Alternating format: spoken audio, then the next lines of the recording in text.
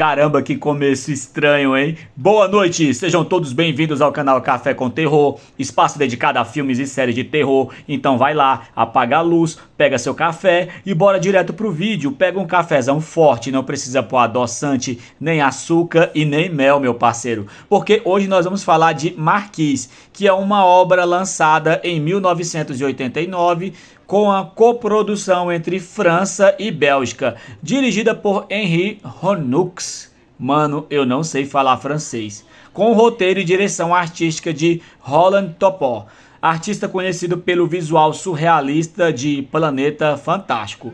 O filme foi inspirado livremente na vida e nos escritos do Marquês de Sade, utilizando humor negro, sátira e elementos surrealistas para contar uma história completamente fora do convencional. Com cerca de 83 minutos, Marquise nunca foi pensado para o grande público. Tornou-se, obviamente, um clássico cult justamente por essa estética estranha e pelas ideias filosóficas escondidas sob a sua aparência absurda. O enredo desse filme conta a história do Marquês de Sade pouco antes, da Revolução Francesa, dentro da prisão da Bastilha. Ali encontramos diversos prisioneiros políticos e religiosos. Entre eles está o próprio Marquês de Sade, preso por seus escritos considerados blasfemos e imorais. Meus cafezeiros, não tem como continuar esse vídeo sem falar que o Marquês conversa constantemente com a sua própria mandioca, chamado Colin. Ele é isso, ele conversa com a sua própria mandioca, que tem o nome de Colin, dentro da prisão, quando ele fica preso ali na Bastilha.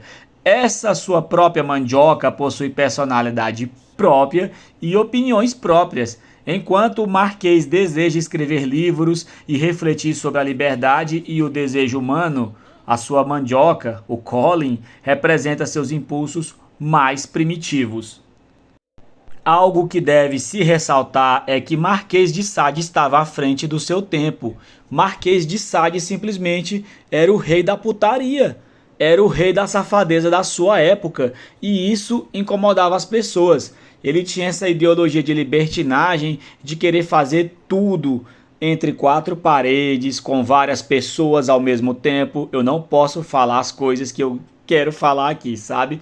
Mas vocês estão entendendo dentro do contexto que eu tô querendo dizer, né?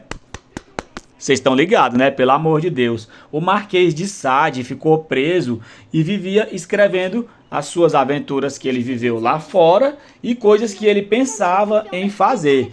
Inclusive, não é que eu seja safado e nem pervertido, sabe? Mas eu decidi ler o livro dele.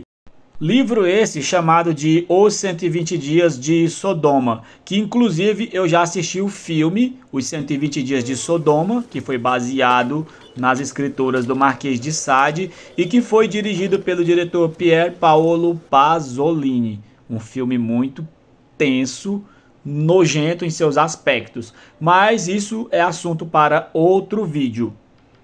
Uma característica marcante desse filme é o seu visual. Todos os personagens possuem corpos humanos, mas usam máscaras tipo animatrônicas, com rosto de animal, sabe? Existem cães, vacas, cavalos, porcos, ratos e diversas outras criaturas, que por sinal essas máscaras são bem zoadas. Segundo Holland, isso serve para mostrar que o lado animal nunca desaparece do ser humano. Tá aí uma reflexão, tá vendo? Mesmo usando roupas elegantes ou ocupando posições de poder, todos continuam sendo guiados pelos seus próprios instintos animais. Pode parecer até uma piada, mas um dos personagens mais importantes desse filme é Colin, pois ele simboliza os desejos e impulsos e necessidades mais básicas do ser humano. Durante todo o filme existe um conflito constante entre o intelecto do Marquês e os desejos representados por Colin. Dentro dessa história também existe uma personagem muito importante, que é a Justine, uma das prisioneiras da Bastilha, que inclusive tem até um romance inspirado na própria personagem, escrito pelo próprio Marquês de Sade. Ela representa a inocência vivendo em um mundo profundamente corrompido. Agora eu vou citar as cenas mais bizarras e estranhas e nojentas desse filme. Mas antes disso, se inscreve aí no canal Café com Terror e se puder, indica o canal para os seus amigos também. Cara, Amber é totalmente fissurado no Marquês. Ele quer que o Marquês deguste o seu corpinho, simplesmente isso. E aí o Marquês faz um acordo com o Colin, mas aí o Colin fala, não, só se você primeiramente degustar aquela parede, porque já tem um tempo que eu quero degustar aquela parede. Olha o quão safadinho é Colin degustar uma parede. E aí ele vai lá, degusta a parede. Quando Amber chega, Colin muda de assunto. Não, cara, eu não fiz esse acordo contigo aí, não. O Marquês fica putaço com ele e tal. Aí o Colin vai e fala assim pra ele: por que você não usa a lagosta pra você degustar o Amber? Aí ele, mas como assim? Não vai dar certo. Vai lá, cara. O Colin incentiva ele, vai lá, pega maionese e degusta o Amber. Ele não vai nem perceber. Não é que o Marquês vai, cara. E o Amber fica lá, velho, sussurrando, ai, velho, achando bom. Aí ele tem que sair lá e sai com aquela lagosta introduzida no terceiro olho, sabe? É isso, cara. Simplesmente é isso que acontece. Depois tem umas cenas de vários desses animais ali no castelo reunidos, sabe? Cometendo atos adultos, todo mundo juntos ali. Os contos do Marquês fazem grande sucesso. Eu acho que é porque o Marquês fala o que muita gente queria falar e fazer. E ele tem essa certa habilidade para escrever esses contos, essas peças e esses textos, sabe? Cara, é muita loucura, só assistindo pra você ver. Tem um padre safado que quando a vaquinha aparece lá dizendo que foi abusada pelo rei, eles querem jogar essa culpa no Marquês, porque o filho não pode ser do rei. E daí o padre começa a ficar tipo excitado com as coisas que ela vai falando. Cara, é muita loucura. Enquanto isso, o safado do Amber tá lá fora ouvindo toda a história e fazendo aquele joguinho lá dos 5 contra um. Vocês estão ligados qual que é o 5 contra um? Excitado só de ouvir as paradas que ela tá contando pro padre.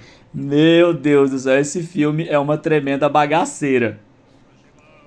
Depois ali, cara, o Amber, que é um safado, esse bicho ele é bissexual. Ele vai lá e pega a vaquinha, engravida a vaquinha, cara. É triste essa parada porque ele tem que sacrificar o bichinho, sabe? Ele vai embora. Deixa entender que ele vai embora. Ele não mata o próprio filho. A culpa era pra ser do Marquês, pra não ficar nas costas do rei, sabe? É muita loucura, mano. Cara, no final desse filme dá tudo errado, porque o porquinho tenta fugir mais o brother dele. Eu não sei se vocês lembram que eu mencionei anteriormente que um deles degusta o Amber. E aí eles conseguem comer bastante lagosta e com a serrinha eles serram as grades da prisão, lembra? Pois bem, vocês viram que na parede tem vários crucifixos? Cada vez que eles se comportam bem, eles têm que ir lá se confessar e eles ganham crucifixos e cruzes. E aí, velho, o porquinho comeu tanto que tá pesado, velho, não consegue fugir. Daí dá tudo errado. No final lá os guardas atiram neles. Enfim, cortando pro final do filme, quando chega lá na frente, Marquês se separa de Colin. Olha que bizarro, porque o Marquês simplesmente quer escrever as coisas, ele não quer, que deixa a entender que ele não quer praticar, ele quer apenas escrever e fim de filme. Deixando a entender que as perversidades estavam na segunda cabeça, na cabeça de baixo. Dizem que o homem só pensa com a cabeça de baixo. Será que é mesmo? Deixa aí nos comentários.